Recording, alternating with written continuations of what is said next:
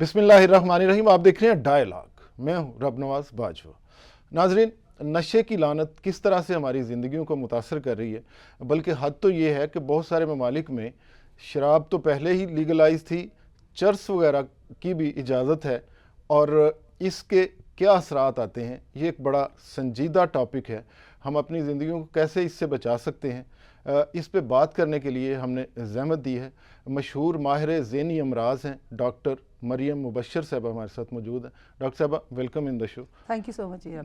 ये बताइए कि ये टेंडेंसीज़, पहले तो हमें लीगलाइज इश्यूज़ पे हम फंसे हुए थे कि जी कहाँ कहाँ शराब की इजाज़त है, और कि इस्लामी ममालिक में तो खैर इस पर पाबंदी होती है हमेशा से। अब चर्च के हवाले से भी कहा जाता है कि ये बहुत सारे ममालिक में इसकी भी इजाज़त दी गई है। तो ये किस तरफ जा रही है दुनिया जी हमारी, जो कि मॉडर्नाइज हम कहते हैं ख़ुद को, पहले से ज़्यादा एजुकेटेड और ज़्यादा सहूलियात के साथ हम इस दुनिया में मौजूद हैं। जी रब नवाज साहब, जब हम पूरी सिचुएशन को देखते हैं, मुकम्मल तौर पे तशख़ीस करते हैं, तो देखिए अभी हम सिगरेट और इन नशों की तरफ फंसे हुए थे कि किस तरह उसको हमने बंद करना है, प्रोहिबिट करना है, उसको बैन करना है। तो अब दुनिया का ट्रेंड थोड़ा और ही चेंज हो गया है। चरस जो कि एक कैनबिस जिसको हम कहते हैं, मैरिजुआना कहते हैं, वीट कहते हैं, मुख्तलिफ नामों से भांग जिसको कहते हैं, टेक्निकल नेम तो आपको पता है ना जी। ये तो उसके अंदर ये एक चीज़ नहीं है, इसकी बहुत सी इकसाम है, और कुछ उसमें से ऐसी होती हैं, जिस तरह अगर आप चरस को ले लें जो सबसे कॉमन है, उसके अंदर एक 400 किस्म के कंपाउंड हैं, जिसमें सबसे ज़्यादा जो कहते हैं ना ख़राब और नुकसानदेह है वो THC है, टेट्राहाइड्रोकैनाबिनॉल। तो अब इसको कुछ ऐसी उसमें होती है चीज़ें जो आपको पता है ये जड़ी बूटियों में से निकलती हैं चीज़ें, और कुछ ऐसी भी होती है जिनका थोड़ा बहुत इंसान को फ़ायदा हो सकता है, जो अद्वियात के तौर पे यूज़ होती है। उसकी परसेंटेज बहुत कम होती है जो उसके फ़ायदे हैं। जब आप नुकसानात को देखते हैं, एक तवाज़न करते हैं, तो बहुत ज़्यादा नुकसानात हैं। लेकिन अब अमेरिका के कुछ आप हैरान होंगे कि स्टेट्स में, हालांकि सबसे ज़्यादा बड़ी वीटो पावर इस वक्त हमारी अमेरिका है, कैलिफोर्निया जैसे स्टेट में अब 16-18 साल की उम्र के बाद आपको आराम से कैनबिस आपको लीगल हो गई हुई है, जहाँ से मर्जी लें जी। और इसमें सबसे बड़ा रोल जो है ना वो ड्रग माफियाज का है। अच्छा, ये आपको पता है, क्योंकि पॉलिटिकल जियो पॉलिटिकल स्ट्रैटेजीज ऐसी चल रही हैं, आपस में लेन देन, इकोनॉमिक कॉरिडोर्स ऐसे चल रहे हैं कि ये चीज़ें इस वजह से भी लीगलाइज हो गई हैं। और उनका दबाव इतना, वो उनके अपने इंटेलेक्चुअल्स होंगे जो लोगों को इस तरफ ले जाते होंगे कि मेरा ख्याल एक जंग है जो बहुत सारी स्टेट्स में और हुकूमत में चल रही है, ये जो आपस में भी, ज़ाहिरी बात है जो हमारे नफ्सियात वहाँ पे हैं, तो वहाँ पे हमारा भी आपस में कोई ना कोई ताल्लुकात वगैरह रहते हैं, मीटिंग्स कॉन्फ्रेंसेस पे मुलाकात रहती है, तो हम यही डिस्कस करते हैं कि इसके नुकसानात बहुत ज़्यादा हैं। लेकिन ऐसे जिस तरह कभी कभी हुकूमत आंखें बंद कर ले और एक स्पेसिफिक जगह पे आपने लीगलाइज कर लिया है, फिर आप जब उसके असरात आप देखें कि जब एक बड़ी पावर में उनको नज़र आ रहा है कि अमेरिका जैसी जगह पे लीगल है, तो यहाँ पे जब आप बच्चों को, अपनी यूथ को मना करेंगे, तो वो कहेंगे जी अमेरिका में लीगल क्यों अगर एक चीज़ नुकसानदेह है। अब वो आर्गूमेंट उस तरफ भी ले जाएंगे। हम तो बतौर इस्लामी मुआशरा हम खुशकिस्मत हैं कि हमारी हुकूमतें, कोई भी ये कर ही नहीं सकता किसी नशे की चीज़ को अलाउ। डॉक्टर साहब, वैसे एक सिंपल सा सवाल ये है कि लोग नशा इस्तेमाल करते क्यों हैं, क्या मसला है? अब एप्पल खा लें, आप सेब खा लें, आप कोई और एक्टिविटी कर लें, दूध पी लें, आप क्यों नशा करते हैं? अच्छा, इसमें हमने दो सतह पे बात करनी है, एक पर्सनल लेवल पे और एक हमने बात करनी है कि एक आलमी लेवल पे एक चीज़ क्यों है। अगर हम पर्सनल लेवल पे बात करें तो देखें, जो हमारा दिमाग है उसके मुख्तलिफ हिस्से मुख्तलिफ सेंटरों को कंट्रोल करते हैं। उसमें एक ख़ास हिस्सा होता है जिसको हम कहते हैं रिवॉर्ड सेंटर। जब भी हम कोई ऐसी चीज़, इस तरह किसी को खाने का शौक है, आपने कोई चीज़ खाई तो आपके दिमाग के सर्टेन जूस जो हैं वो बढ़ जाते हैं, उसको रिवॉर्ड सेंटर को जाके ट्रिगर करते हैं। आपको खुशी जिन चीज़ों से हासिल होती है, उसमें चॉकलेट भी मौजूद होगी, खाना भी है, उसमें मुख्तलिफ किस्म की एक्टिविटीज़ हैं, प्लेजर वाली एक्टिविटीज़ जो हैं। तो नशा जो है वो उन हिस्सों पे जाके अपना असर करता है और उन जूसों को बढ़ाता है जिससे हमें प्लेजर फील होता है, रिवॉर्ड फील होता है, जिसे कहते हैं ना तोहफा मिलना। और क्योंकि आहिस्ता आहिस्ता शुरू में करके उसका थोड़ा सा नशा करने से अच्छा असर होता है, इंसान ज़रा सुकून वाली ज़िंदगी महसूस करता है, उसको चीज़ों का सामना करने में आसानी हो रही होती है, तो आहिस्ता आहिस्ता वो एक नौजवान जो है एक आदत बना लेता है कि अच्छा हल्की सी भी तंगी परेशानी हो रही है, उस नशा आवर चीज़ के साथ आराम आया था, और आहिस्ता आहिस्ता करके एडिक्शन होने लग जाती है या डिपेंडेंस होने लग जाती है। एक तो ये वजह है। दूसरा, जब आप इसकी वजूहात पे बात करते हैं तो जिस तरह अगर हम उसको डिवाइड कर दें मॉडल में, तो कहते हैं बायोलॉजिकल, साइकोलॉजिकल, सोशल वजूहात। अच्छा जी। मौरूसी वजूहात से भी होता है, ये बहुत कॉमन है, लोग इस चीज़ को समझते नहीं हैं। फैमिली हिस्ट्री का बहुत असर होता है, कुछ स्पेसिफिक जीन्स भी होती हैं जिनको हम कहते हैं मौरूसी तौर पे, जिनमें ज़्यादा चांसेस होते हैं कि जी ऊपर वाली फैमिली में कोई कर रहा था, उसमें ज़्यादा चांसेस होते हैं होने के। پھر اگر آپ کو سماج کے دباؤ کی وجہ سے یا کچھ اور وجوہات کی وجہ یہ جو سے آپ بات کر رہی تھی نشہ استعمال کرنے کی، کیا یہ جو گولیاں نشے کی ہم استعمال کرتے ہیں، بعض لوگوں کو عادت ہوتی ہے پھر وہ بڑھتی جاتی ہے، جی یہ کیا ایسی چیز کو بھی نشہ سمجھنا چاہیے کہ نہیں؟ اچھا، یہ آپ نے بڑی زبردست بات کی ہے، کیونکہ اس میں سب سے بڑی امپورٹنٹ چیز یہ ہوتی ہے کہ عالمی دائرہ صحت WHO کے مطابق، جس کو ہم ڈرگ ڈپینڈنس کہتے ہیں، منشیات یا نشے کی عادت، اس کے کچھ کرائیٹیریا ہیں، جس میں سے ایک یہ ہوتا ہے کہ آپ کو وہ نشہ تھوڑی دیر بعد کم ڈوز میں یا کم مقدار میں اثر نہیں کر رہا ہوتا، اور آپ کو اس کی ڈوز یا اس کی مقدار آہستہ آہستہ بڑھانی پڑتی ہے۔ یہ جو آپ کہہ رہے ہیں نا کہ شروع میں ادویات، آپ کوئی نیند کی گولیاں جو ہیں، نیند کی گولیاں لیتے ہیں، کیا کریں وہ ان کا ذرا کس طرح بچیں اس سے؟ دیکھیں ادویات میں جو ہے، جس طرح اب یہ نیند کی گولیاں جن کو ہم بینزوڈائزپینز کہتے ہیں یا اینزیولیٹکس ہوتے ہیں، وقتی طور پہ شارٹ ٹرم میں اگر ڈاکٹر کے مشورے سے آپ نے گھبراہٹ کے لیے یا یہ پینک اٹیک کے لیے یا آپ کو وقتی طور پہ نیند کے لیے جتنی دیر بنیادی اثر اپنی دوائی کرتی ہے اتنی دیر 4 سے 6 ہفتے تو آپ دے سکتے ہیں۔ بٹ پرابلم یہ ہوتی ہے کہ یہ صرف ڈاکٹرز نہیں دے رہے، ماہر نفسیات نہیں دے رہے، یہ ہر بندہ، ہر کویک بائر دے رہا ہے۔ پیشنٹ لیتا ہے، اس کو سکون آتا ہے، اس کا ریوارڈ سینٹر ٹریگر ہوتا ہے، نیند اچھی آ جاتی ہے، پھر وہ آہستہ آہستہ ایک گولی اثر کرنا چھوڑ دیتی ہے۔ جتنے بھی خلیے دماغ کے ہیں، اگر سمجھے پہلے ایک گولی کھائیے جیسے الپرازولام یا زینکس کی، ایک گولی کھائیے، کچھ عرصے کے بعد، مہینے 2 کے بعد ایک اثر نہیں کرتی، کیونکہ جو خلیے دماغ کے ہیں جہاں یہ اثر ہوتی ہے، اثر انداز کرتی ہے، وہ کام کرنے بند کر دیتے ہیں، پھر اسی بندے کو 2 گولیوں کی ضرورت ہوتی ہے۔ اور کبھی کبھی ہمارے پاس ایسے مریض آتے ہیں جو ایک رات میں 40 گولیاں بھی کھا رہے ہوتے ہیں، اس کی نیند کی گولیوں کی، اور پھر اسی عادت کو بڑھاتے جاتے ہیں، وہ خود ہی جا کے خرید لی، نہ ڈاکٹر سے پوچھا، نہ 4 سے 6 ہفتے سے زیادہ استعمال بالکل نہیں کرنی۔ لیکن اب نواز صاحب، باہر کے ملکوں میں کافی حد تک یہ جو دوائیاں اوور دا کاؤنٹر اویلیبل نہیں ہوتی، اچھا جی، اور ڈاکٹر کی پرسکرپشن کے بغیر اور ماہر نفسیات کی پرسکرپشن کے بغیر نہیں کوئی دے سکتا۔ ہمارا آپ دیکھیں، آپ کیمسٹ کے پاس جاؤ، ایک دوائی اگر بہت کچھ کیمسٹ ایسے بھی ہیں جو نہیں ایسے کرنے دیتے ہیں، وہ آپ کو کہتے ہیں کہ نہیں جی پرچی دکھائیں، لیکن اب پرچی لکھوانا کون سا مشکل ہے، ہر کونے نکر پہ کویکس بیٹھے جو ڈاکٹرز بنے ہوئے ہیں، RMP بنے، ان کو آپ مطلب پیسے چاہیے، ڈاکٹر کی فیس وہ دیں گے 500 روپے، اور جتنی مرضی گولیاں، اور یہ گولیاں آپ جس کو مرضی دودھ میں ڈال کے دے دیں، چائے میں اس کو سلا دیں، جی جی جو مرضی آپ کے مقاصد ہو۔ ڈاکٹر صاحب یہ بتائیں کہ ڈپریشن جو ہے، جسے آج سوسائٹی میں ہر بندہ کہتا ہے جی ڈپریشن بڑا ہے، اب ڈپریشن کا اس منشیات کی طرف جانے سے کیا تعلق ہے؟ ٹھیک ہے، اچھا، اس کو اگر ہم دیکھیں، ڈپریشن یا اور بھی ذہنی بیماریوں کا منشیات کے ساتھ تعلق سائیکل کے پہیے کی طرح ہے، ایک چیز بڑھے گی دوسری بڑھے گی۔ جی ہاں، اب آپ دیکھیں، یہ جو ڈپریشن ہے، جب انسان کو مایوسی ہوتی ہے، بے روزگاری ہے، بہت ساری وجوہات سے، اس کے پاس اور کوئی طریقہ نہیں ہے، وہ اپنے آپ کو دنیا سے سمجھ لیں یا جدا کرنے کے لیے یا سکون میں آنے کے لیے وہ ادویات استعمال کرتا ہے۔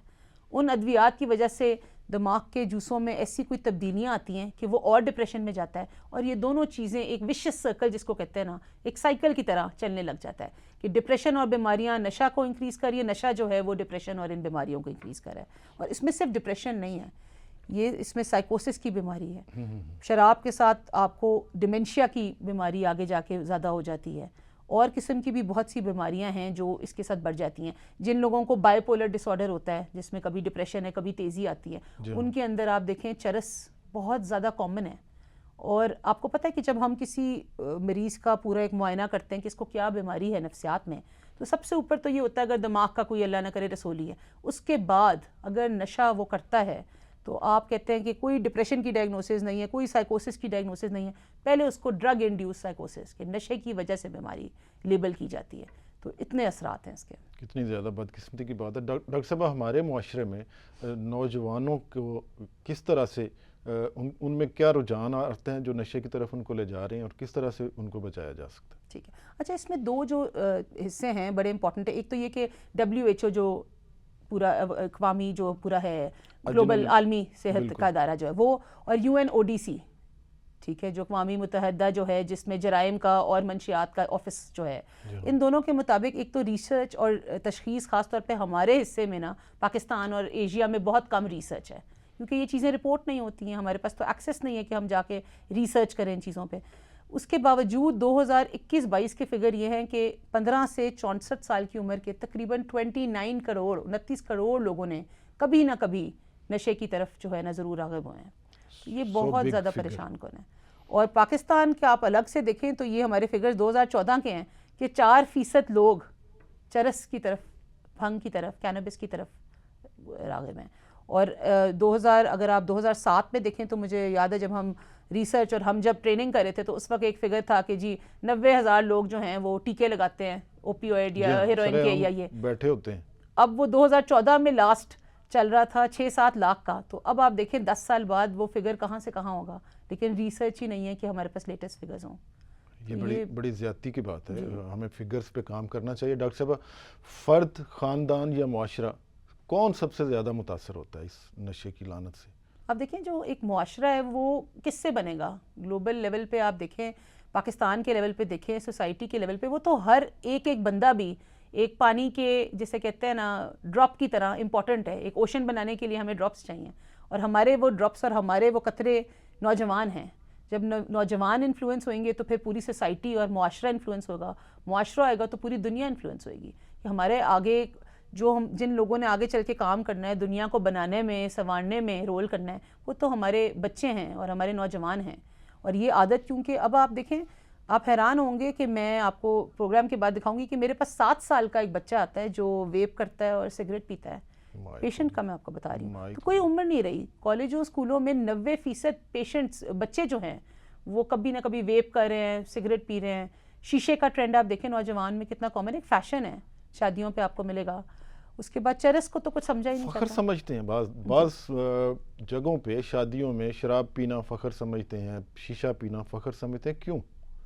آئی تھنک کون سا دماغ میں یہ کیڑا ہے جو اس طرف اسے فخر بنا دیتا ہے؟ ہمارے آئی تھنک وہ جو کمپلیکسز ہیں نا کہ ہم نے سیلیبریشن کو اور اس کو فائرنگ کر کے سیلیبریٹ کرنا. ہاں فائرنگ کر کے سیلیبریٹ کریں، جی خوشی حاصل ہو رہی ہے. اس سے کیا خوشی حاصل ہو رہی ان ہے؟ نشہ کیا یہ کوئی ذہنی مسئلہ ہے؟ کوئی ایک ڈیسنٹ آدمی نہیں کرے گا، ایک جاہل آدمی کرے گا. ایک کہتے ہیں نا کہ ہیلتھ آپ کی ذہنی یا فزیکل ہیلتھ یا جس کو کہتے ہیں مینٹل ہیلتھ، ایک معاشرتی ہیلتھ بھی ہوتی ہے، سوشل ہیلتھ. اچھا جی. آئی تھنک یہ سوشل ہیلتھ کی بیماری ہے اور بہت بڑی بیماری ہے، جس میں ہمیں ایک فیل ہوتا ہے کہ شاید ہم لوگوں سے جو ہے نا، میرے والد صاحب اللہ بخشے کہتے ہوتے تھے کہ ایک پریجوڈس، کہ ہمیں ایک فیلنگ آ رہی ہے کہ جی ہم دوسروں سے بہتر ہیں، ہم نے بہت زیادہ پیسے خرچ کر لیے، ہم نے فائرنگ کرا دی، ہم نے کھلی شراب رکھی ہوئی ہے تو ہم اس کو سیلیبریٹ کر رہے ہیں. تو آئی تھنک یہ ایک وجہ ہے جس سے شادیوں پہ ہم پیسے پھینک رہے ہیں، ہم بتا رہے ہیں کہ ہمارے پاس پیسے ہیں. جس کے پاس ہوتے ہیں لوگوں کو پتہ ہی ہوتا ہے. بالکل اسی طرح.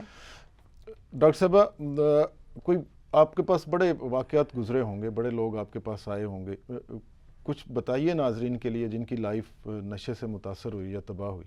اچھا، سب سے اگر ہم کہیں کہ ہر لیول پہ کوئی نہ کوئی ہے، جس طرح دیکھیں ایک بندہ بیمار ہو گیا ہے، کوئی میرے پاس آئے گی فیملی، اکلوتا بیٹا ہے یا 2 بچے ہیں، نشے کی طرف لگ گئے ہیں. تو نشے میں سب سے بڑی پرابلم یہ ہوتی ہے کہ زندگی کی ہر چیز جو ہے نا وہ بیک سیٹ لے لیتی ہے، وہ پیچھے رہ جاتی ہے، نشہ آگے آ جاتا ہے. اب اس کا سب سے جو گہرا تعلق یا ایگزامپل اگر آپ کو میں پریکٹیکل بتاؤں وہ یہ ہے کہ جو نشہ کر رہا ہے، اب یہ نشہ آور چیزیں بڑی مہنگی ہوتی ہیں، زیادہ تر باہر کے ملکوں سے آنی ہے، اسمگل ہو کے آنی ہے. پروفٹ ہی بے بہا ہے تبھی تو یہ ہوتی ہیں، وہ بیچتے ہیں. پہلے شروع میں اکثر میں نے تو یہ بھی، اب پچھلے دنوں ایک ریسرچ چل رہی تھی تو ہم دیکھ رہے تھے کہ چھلیوں والے اور یہ جو لوگ ہوتے ہیں جو اسکولوں کے باہر ہوتے ہیں، شروع میں وہ بچوں کو مفت میں دیتے ہیں. Oh my God. اس کے بعد آہستہ آہستہ جب بچے کو عادت ہو جاتی ہے، پھر وہ 500 روپے لے کے کر کے خریدتا ہے، پھر 1000 روپے کر کے، پھر گھر سے کیونکہ پیسے اتنے ملنے نہیں ہیں، یہ میں آپ کو ہائر کلاس نہیں، مڈل کلاس، لوور کلاس کا بتا رہی ہوں، پھر وہ گھر کی چیزوں کو بیچنے لگ جاتے ہیں، تو چوری کی طرف چلے جاتے ہیں. آپ کو پتہ ہے ایک دفعہ چوری شروع ہو جائے پھر وہ چلتی ہے. پھر چوری سے کام نہیں بنتا، ذرا نوجوانی میں جاتے ہیں، پھر اس کے اندر ڈاکے شروع ہو جاتے ہیں. تو ایک بندہ جو جرائم کی طرف اس کے ساتھ جاتا ہے نا، آئی تھنک اس سے بڑا اثر کوئی نہیں ہوتا. پھر نشے کی حالت میں آپ دیکھیں آپ کی ذہنی توازن کھو بیٹھتے ہیں. آپ اس حالت میں تشدد کرنا، جسمانی تشدد، یہ ختم ہو جاتا ہے ڈفرینس کہ جی یہ میرے ماں باپ ہیں، کہ میرے دادا دادی ہیں، کہ میری بہن ہیں. ان کو تو ہوش ہی نہیں ہوتی. آپ نے دیکھا شراب میں جو ہے انٹاکسیکیشن جس کو ہم کہتے ہیں، اس کی حالت میں، یا چرس کے ساتھ یا پاؤڈر کے ساتھ، یا اب آج کل لیٹسٹ یہ جو آئس کرسٹل میتھ آئی ہے، اس میں پیشنٹ تو اپنے اندر نہیں ہے، اس کو تو ہوش نہیں ہے انٹاکسیکیشن کے اندر کہ میں کس کے ساتھ کیا بات کر رہا ہوں. تو اس میں وہ اکثر اوقات میں آپ کو مار کٹائی چل رہی ہوتی ہے، گھر کی چیزیں توڑ دی ہوتی ہیں، گھر کی چیزیں بیچتی ہوتی ہیں.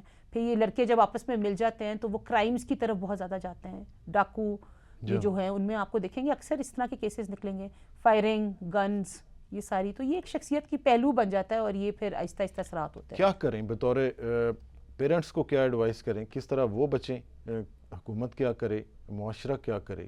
کس طرح سے ہم اس لعنت کو کم از کم کریں اور ختم کریں؟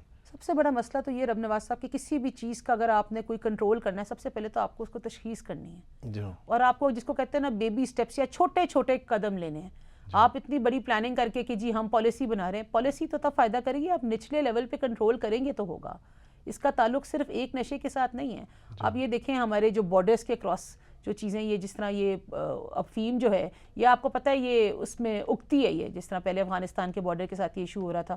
اب آپ نے حکومت کے لیول پہ الگ چیزیں جو پالیسی میکنگ آپ نے کرنی ہے, سزا جو جن کو دینی ہے ان کو کوئی سزا اس چیز کی ہوتی نہیں ہے, علاج اس کا پراپر ہوتا نہیں ہے. اور انفارچونیٹلی ایک چیز جو میں اس میڈیا کے تھرو خاص طور پہ آگاہی کروں گی, ریہیب سینٹرز جو ہیں, آپ کو پتہ ہے بہت سارے لوگ ہوتے ہیں پیشنٹس آتے ہیں 6 مہینے سے ریہیب میں رہے ہیں, 9 مہینے سے. کچھ ریہیب سینٹرز تو بہت اچھا کام کر رہے ہیں کہ انہوں نے اس کی ٹریٹمنٹ بھی کی اور اس کو لانگ ٹرم بھی کیا سائیکالوجسٹ میں, لیکن کچھ ایسے ہیں جن میں ساتھ سے ماہر نفسیات نہیں ہیں. یہ ایک ٹیم ورک ہے جس پہ ماہر نفسیات سائیکائٹرسٹ جو ہے وہ بھی شامل ہے, سائیکالوجسٹ بھی شامل ہے, سوشل ورکر بھی شامل ہے, گھر والے بھی شامل ہیں. ماہر ذہنی امراض ساتھ ہوں. جی سائیکائٹرسٹ ساتھ ہوگا تو وہ آپ کو ٹریٹ کر سکے گا کہ جس میں دوائیوں کی استعمال کی بھی ضرورت پڑتی ہے اور سائیکو تھراپی بات چیت کے علاج کی بھی ضرورت پڑتی ہے, اور پیرنٹس کا بھی ایک رول ہوتا ہے. آج کل پیرنٹس کے لیے بھی روکنا بڑا مشکل ہو گیا ہوا کیونکہ وہ بچوں کو خوش کرنا چاہتے ہیں, وہ چاہتے ہیں کہ جی اچھا جی ایک ہی بچہ ہے اس کو ہر چیز دیں, بے وجہ بہت زیادہ پیسے دینے اور بگاڑنے کا بھی نقصان ہے. پھر یہ بچے اکثر نشے کی حالت میں باہر نکلتے ہیں, امیر گھروں کے ہوتے ہیں, گاڑیاں مارتے ہیں, لوگ مر جاتے ہیں ان سے, پھر وہ کورٹ کچہری کے چکروں میں پیسے لگا دیتے ہیں, تو وہ ایک وشس سائیکل بن جاتی ہے. اور پورے آپ امیجن کریں ہر لیول پہ اس کے کیا نقصانات ہیں. تو اس کو کرب کرنے کے لیے ایک بندہ کافی نہیں ہے, اس نوجوان کے ساتھ بھی کام کرنا ہے. ماہر نفسیات کے پاس جانے کو جرم نہ سمجھیں, اس کو صرف ریہیب میں جمع نہ کروائیں, ایک سائیکائٹرسٹ اوپینین ضرور اس چیز کا لیں, اس کو کریں. اس کے بعد آگے بچے کے ساتھ دیکھیں, کہتے ہیں بچے کو آپ دو سونے کا نوالا دیکھو شیر کی آنکھ سے, یہ کسی مقصد سے کہتے ہیں. اور اس میں یہی ہوتا ہے کہ ہر ماں باپ کو یہ چیز دیکھنی ہونی چاہیے کہ ہمارے بچے جس کو مل رہے ہیں وہ کون ہیں. کوئی ایسے تو نہیں ہے جو ڈرگ سپلائی کر رہے ہیں یا نشے کی چیزیں فراہم کر رہے ہیں.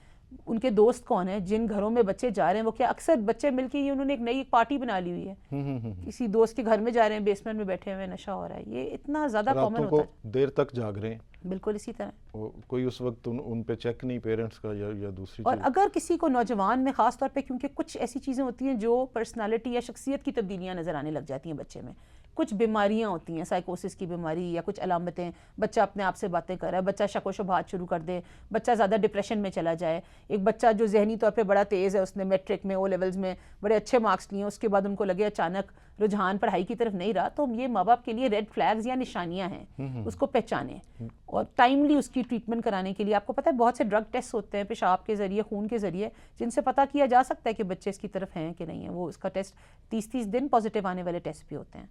اور ایک جو چیز میں کروں گی کہ اس میں نشہ صرف ایک قسم کا نہیں ہے, اگر ہم اس کو اوپر سے نیچے تک کریں, شراب, چرس, بھنگ جو سب سے کامن ہے, افہیم, کرسٹل میتھ, آئس, آپ نے سنا ہوگا آج کل سب سے کامن ہے اور سڈن کاز آف ڈیتھ ہو رہی ہے.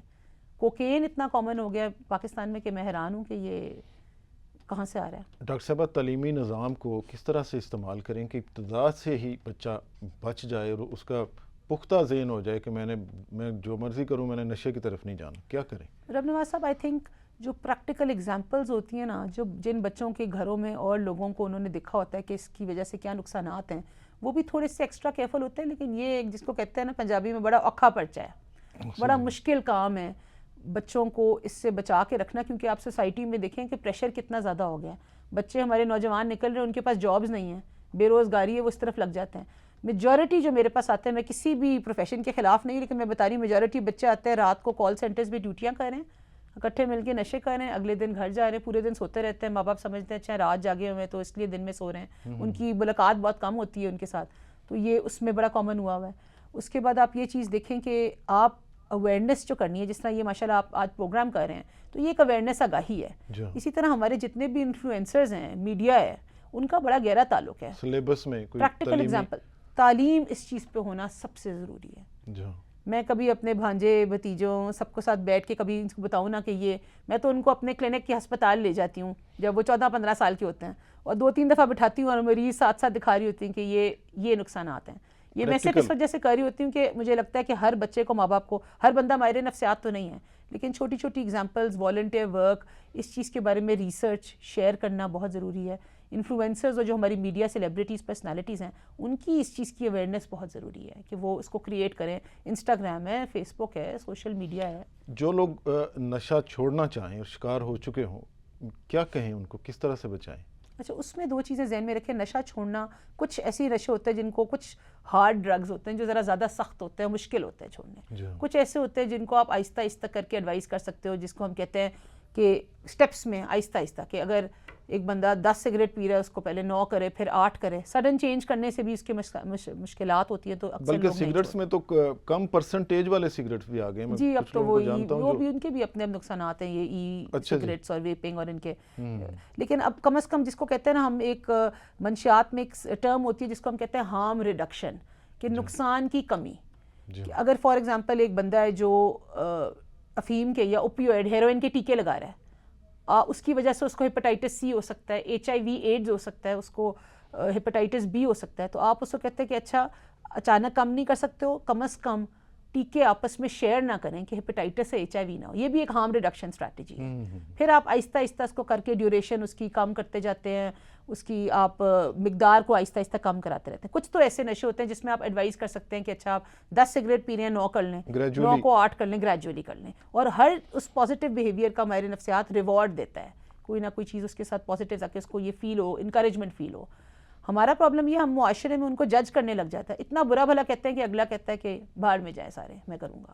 ایک یہ ہے. کچھ لیکن ایسے نشے ہوتے ہیں جس کے اندر ہمیں پیشنٹ کو چند دن داخل رہنا پڑتا ہے, اور اس کو ہم کہتے ہیں ڈی ٹاکسیفیکیشن یا جسم کی اور ذہن کی صفائی, جس میں کچھ ڈرپیں دینی پڑتی ہیں, کیونکہ ان نشوں کو چھوڑ کے کچھ اثرات ایسے ہوتے ہیں, پیٹ خراب ہو جانا, الٹی آ جانا, blood pressure up and down ہونا, جس طرح فیم کا اگر آپ دیکھیں تو اس کی کچھ دوائیاں کچھ دیر دینی پڑتی ہیں. 60 سے 10 دن سے 12 دن کے اندر, 2 ہفتے کے اندر جو مین جسمانی اثرات ہیں نا, جس کو کہتے ہیں فزیکل ڈیپینڈنس, وہ کافی حد تک ٹھیک ہو جاتی ہے. بڑی تبدیلی آ سکتی ہے. جی, اور پھر آہستہ آہستہ کر کے تھیراپی اور یہ چیزیں شروع. فیملی سپورٹ کا, دوستوں کی سپورٹ کا کیا کردار ہے اس سارے عمل سے, نشے سے نکلنے کے لیے؟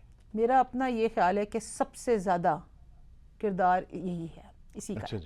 اس کی وجہ یہ ہے کہ ایک بچہ ہے, وہ نشہ جب چھوڑ بھی دیتا ہے, ماں باپ کے لیے بھی بڑا مشکل کام ہے. ماں باپ سے زیادہ پیار تو بچے کو کوئی نہیں کرتا, لیکن اگر وہ بہت زیادہ ججمنٹل ہو جائیں یا بہت برا بھلا کہنے دیں, یا سمجھیں کہ ایک چیز ہے جو اس کو بھولنے ہی نہیں دے رہا, وہ چھوڑ بیٹھا ہے, یا بہت زیادہ شک کرنے لگ جائیں اس پہ کہ نہیں کیا تو نہیں ہے, تو بچے تھوڑا سا ضدی ہو جاتے ہیں, ریبیلیس ہو جاتے ہیں, ریاکشن شو کرتے ہیں, پھر غصے میں جا کے کرتے ہیں. پیرنٹنگ کا آپس میں آپ کو پتہ ہے, جس طرح بہت سارے بچے نوجوان جو نشے کی طرف ہوتے ہیں, ان کے گھر میں آپ اکثر دیکھتے ہیں فیملی ہسٹری ہوتی ہے کہ باپ ماں کو مار رہا ہے, ڈومیسٹک وائلنس بہت زیادہ ہوتا ہے, اس کے اثرات ہوتے ہیں. ڈاکٹر صاحبہ, آپ کا اتنا یہ خطرناک ایشو ہے اور ہم لوگ اس کو ریئلائز نہیں کروا سکے لوگوں کو, کیا میسیج ہے آپ کا, کس طرح سے بچیں, سوسائٹی کیا کردار ادا کرے, میڈیا کیا کرے, کس طرح سے ہم پراپرلی آگاہ کر پائیں اپنے لوگوں کو کہ اس سے بچنا ہے؟ آئی تھنک سب سے امپورٹنٹ چیز تو وہی ہے رب نواز صاحب, کہ جتنی زیادہ ہم ایجوکیشن کریں گے اپنی یوتھ کی, اپنے نوجوانوں کی.